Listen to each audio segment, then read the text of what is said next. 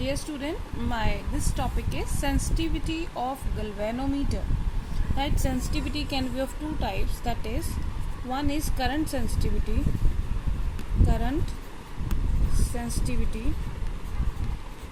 and another one is voltage sensitivity. Okay. Now we know that any device is sensitive if it gives a huge amount of output depending upon the input.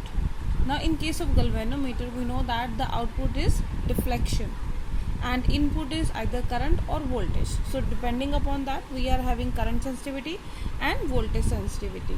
Now let us define this current sensitivity. Current sensitivity of a galvanometer is defined as the deflection theta produced when a unit current flows through the galvanometer.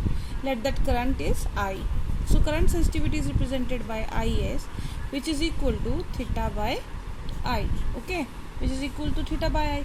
Now in previous topic we have studied that torque is equal to NIBA is equal to K theta, and from that I theta by, okay, theta by I is equal to NBA by K.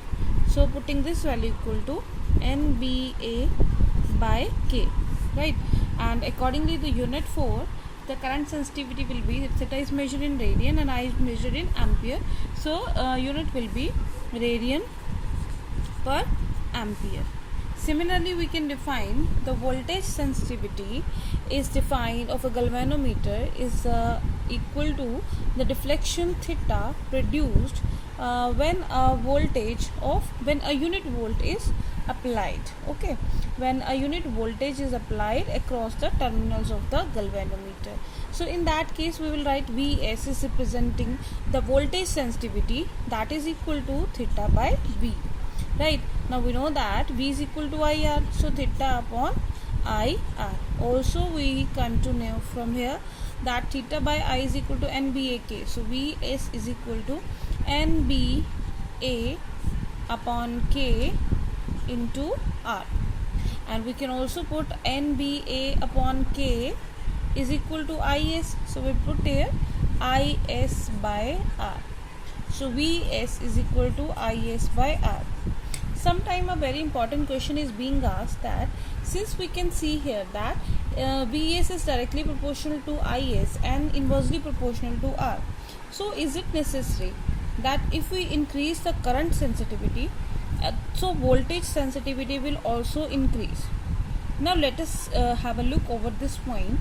Now we know that Is is given by NBA by K. Okay, where N is the number of turns, B is the magnetic field, A is the area, and K is the spring constant. Here restoring force constant in this case. So accordingly, if we increase N, right, N means number of turns, so current sensitivity will increase, right? If we increase magnetic field, naturally current sensitivity will increase. If we increase area, current sensitivity will also increase. Now going to this point. Now if increase N, if N is increased, number of turns are increased, so actually R, resistance will increase.